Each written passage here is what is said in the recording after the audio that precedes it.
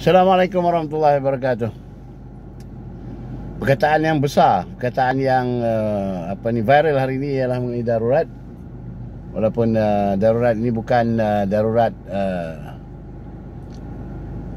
curfew atau perintah berkurung atau darurat yang kuasa kerajaan diambil oleh tentera. Ini ialah darurat untuk menangani COVID-19. Walaupun ada yang berpendapat bahawa kita sudah cukup persediaan menghadapi COVID, menghadapi PKP dan sebagainya. Tapi kerajaan PN masih merasakan bahawa bencana COVID ini, pandemik COVID ini harus ditangani dengan lebih serius dengan adanya darurat in place. So bila darurat ni ada, tak boleh ada sidang parlimen, tidak boleh ada Dewan Undangan Negeri bersidang, tidak boleh tiada pilihan raya diadakan. So masing-masing punya interpretation. Tapi selalunya kalau dalam kes ini, kerajaan pun masih berfungsi, kabinet masih berfungsi, walaupun akan ada satu jawatan kuasa dalam tempoh. Tidak di spell out secara detail apa tugas jawatan kuasa ini yang dibentuk ni, siapa ahli-ahlinya, apakah ia mendapat arahan daripada Perdana Menteri lagi atau macam mana. Undang-undang yang akan tak payah go through parlimen, bajet pun tak payah go through parlimen untuk tujuan COVID-19. So ahli-ahli parlimen, ahli politik kena tunggu sampai habis darurat lah 1 Ogos. Tak payahlah nak buat press conference saya tak sokong lagi lah. Buat press conference ataupun berbincang sesama pemimpin, siapa nak bekerjasama dengan siapa. Seorang ke strategi lawan. Kalau UMNO dah tak mau PN, nak buat macam mana?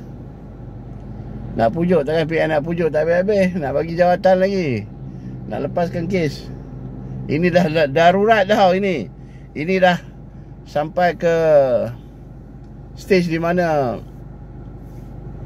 tak boleh main-main lah. Everything must be serious. Darurat, emergency. Ini tahap dia punya lampu pun dah menyala-nyala, dah berpusing-pusing lah.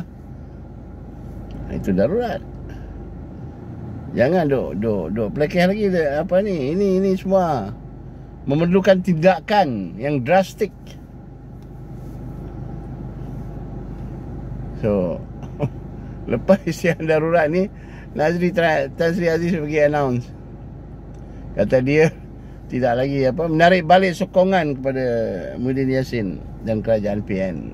Lepas tu dia kata ada 4-5 orang lagi yang akan membuat perkara yang sama. Nak apa efektifnya lagi benda ni?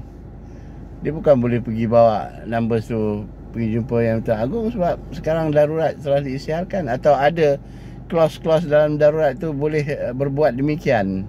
Tak tahu saya. Even yang pengisytiharan darurat ni pun kita tak dapat detail. Macam mana government function, macam mana kabinet boleh lagi buat arahan, macam mana jawatan kuasa punya khas yang ditubuhkan, fungsinya apa. Kita masih tertanya lagi. Tapi kita tahu darurat ini untuk menangani, menghadapi COVID-19. Walaupun pembangkang sudah mula kata PKR, Anwar Ibrahim pun dah kata ini bermotifkan politik. Biasalah,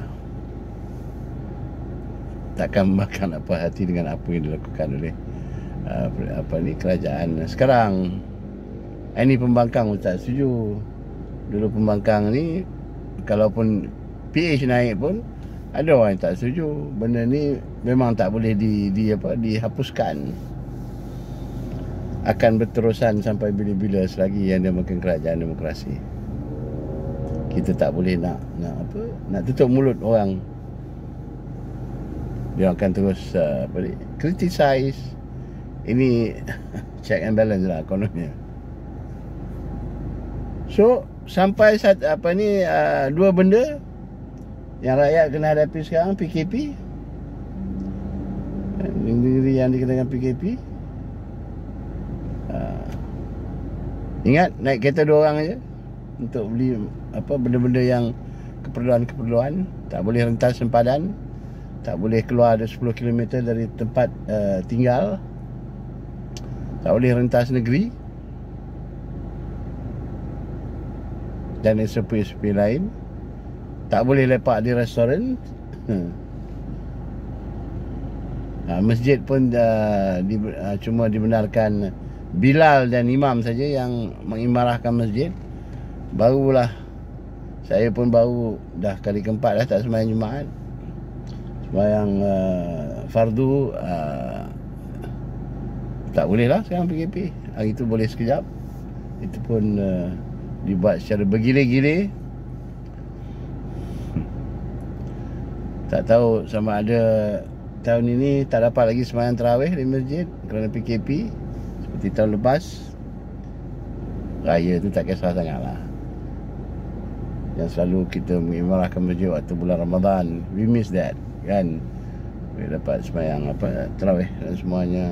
Jumpa-jumpa memang seronok. Antara bulan-bulan yang seronok kita beribadah, bila pada bulan Ramadan dan bila kita dapat sembahyang tarawih berjemaah. Masya Allah. Tapi nampaknya tahun ini pun kita raya bulan 4. Saya rasa puasa tak lama lagi, 90 berapa hari lagi. Tapi sekali lagi kita terpaksa akur dengan PKP.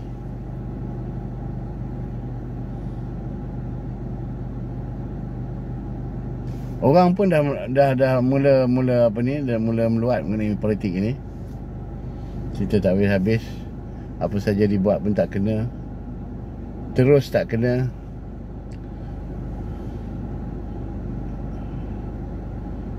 Kita nak tumpukan pada COVID. Orang kata COVID dijadikan alasan untuk tidak dibenarkan pilihan raya dan sebagainya. Actually, bila kita buka sempadan itu mungkin terlalu awal untuk kita buka sempadan. Tapi kerana untuk menghidupkan semula ekonomi tempatan, sama di sektor pelancongan, services dan perhotelan. Tapi rupanya kita belum, keadaan belum actually membenarkan benda yang dilakukan. Dan lagi itu pilihan raya negeri juga di Sabah, kalau ia tidak dilakukan mungkin tidak sebesar ini juga jumlah kes. Dan tempoh untuk PKP pun selama 2 minggu ini mungkin tak mencukupi. Sekurang-kurangnya kalau nak, kan kita tak boleh fokus lagi on memutuskan rantaian lah. Tak boleh putus dah rantaian ni, COVID ni. Kita boleh kurangkan kes COVID. Kalau nak kurangkan rantaian ni 3 tahun baru nak kurangkan. Nak jadikan sifar lagi lama. Kalau nak kurangkan kes mungkin 3 bulan, 2 minggu tak cukup. Takkan cukup 2 minggu. Mesti at least 3 months baru dapat kurangkan kes. So rakyat memang kita beri kerjasama, no problem. Yang duk ingat, yang duk bising, yang duk meroyan ni ahli-ahli politik yang nakkan kuasa. So eloklah juga darurat ini dilaksanakan, disiarkan supaya mereka ini duduk diam sikit. Kuasa diberikan kepada pihak polis untuk bertindak, mengambil tindakan. Bertindaklah. Jangan takut polis. askar jaga sempadan boleh bertindak kepada mereka yang cuba mengancam keamanan. Tangkap je lah. Duk ingat-ingat tangkap je. Ini baru in the real sense, in the real apa ni maksud sebenar darurat.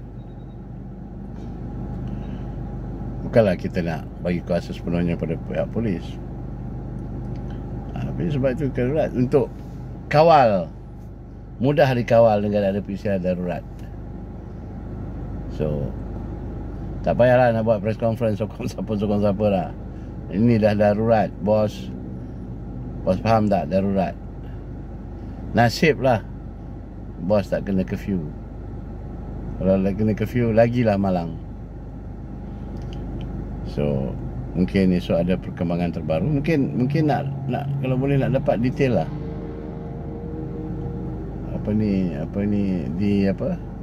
Apa yang akan berlaku sebenarnya dalam ketika pelaksanaan darurat ini.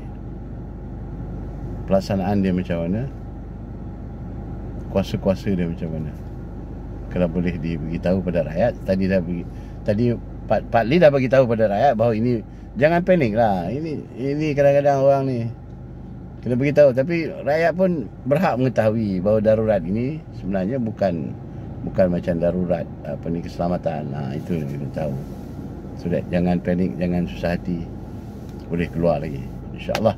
Sampai jumpa lagi, dan kita akan bersama lagi untuk untuk mendapatkan update dan detail mengenai darurat ini, InsyaAllah. Assalamualaikum warahmatullahi wabarakatuh.